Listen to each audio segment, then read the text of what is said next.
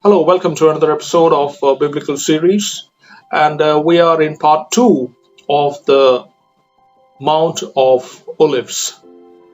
Now, we're trying to understand what is the significance of Mount of Olives. There is another historical significance as we look at the chronology on the timeline. And that is the Mount of Olives was significant since King David's rule of Israel as seen in the Old Testament. 1,000 years before his greater son, that is Jesus, made the same journey, King David was forced out of Jerusalem and rejected as king. When he realized what was happening, he said to his followers, "Arise." 2 Samuel 15:14 clearly states that when David was fighting Absalom for his kingship of Israel, what happened? Right? He took his followers, he was fleeing from Absalom. We all know that story. And then look at John 14:31.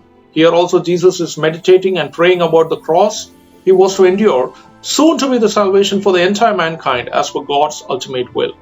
So he left Jerusalem, crossed the Kidron Valley, and made his way up to the Mount of Olives, as was written about Jesus in John 18:1.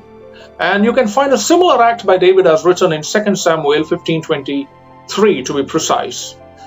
So you can read these chapters, 2 Samuel chapter 15, John chapter 18, to get a context of David and Jesus, lifetime ministry on this earth and the importance of Mount of Olives whilst they were there here on this earth. So like Jesus, David made the journey because he was betrayed by a friend of Ahithophel, as in the case of Absalom chasing King David. And during Jesus' times, we all know that it was Jesus' disciple and friend Judas who betrayed him to the Roman soldiers, and later on then he committed suicide and hanged himself. But you see, understand one thing. As David ascended the mountain, he wept and mourned for himself and his sin.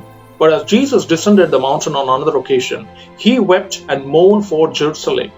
So whereas David's companions were faithful and stuck with him, you read as 2 Samuel chapter 15. Jesus' companions deserted him and denied him. Matthew 26 clearly states that. David suffered for his own sin, which contributed to his temporary downfall. But Jesus suffered for our sins. That's the contrast. Both experiences show us God's mercy by God's grace. And David escaped from his persecutors just as God had promised. And Jesus submitted to his oppressors to suffer in our place again, just as God had promised, and rose to glory. That is the significance, you see, this Mount of Olives is bearing in the day-to-day lives of Jewish people. During Judah's exile in Babylon, through the prophet Ezekiel, God promised he would gather the peoples and assemble them out of the countries they had been scattered. Ezekiel 11:17 is a testimony to that fact, where they'll be given a new heart and a new spirit. They shall be God's people, and he will be their God.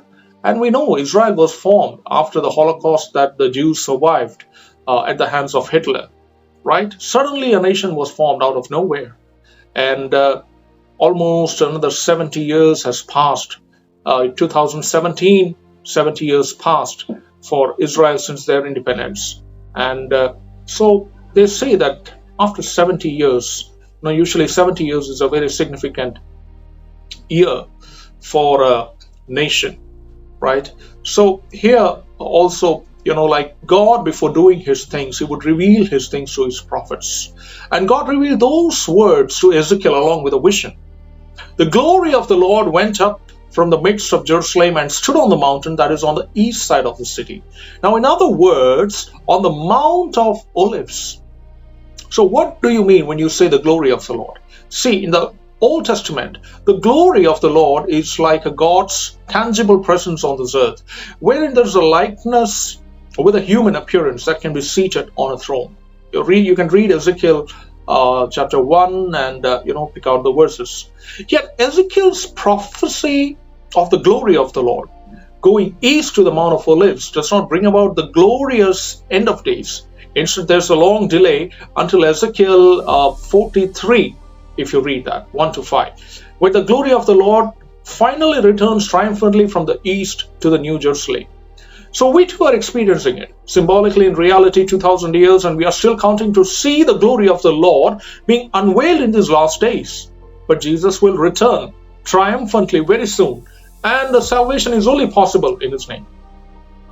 His return will be in the same way as you saw Him go up into the heaven at the Mount of Olives, but also symbolically at least to the same place. So speaking of the final battle on the day of the Lord, Zechariah, another prophet of the Lord, he tells us that the Lord's feet shall stand on the Mount of Olives that lies before Jerusalem on the east, and the Mount of Olives shall be split in two from east to west by a very wide valley in those days.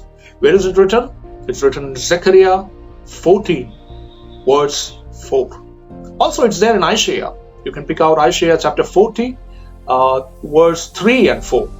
So it is for this reason the Mount of Olives has been a prime burial spot for the observant Jews for nearly 3,000 years.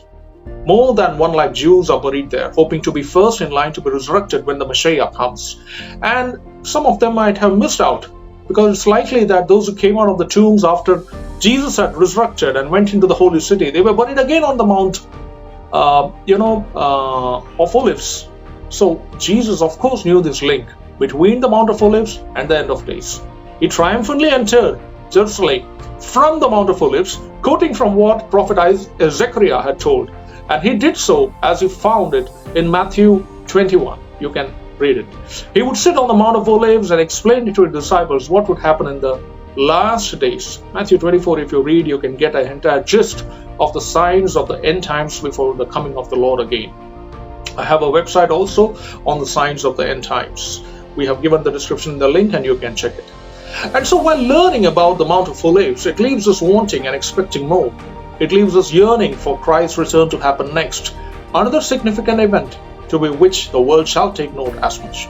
So hence, through the incidents that took place both in King David and Jesus' ministry while on this earth, and his future return as well as poised to be on the Mount of Olives again, we can proudly say that truly it's a wonderful place of rich heritage and history, which is why we have decided to explore in our biblical series here.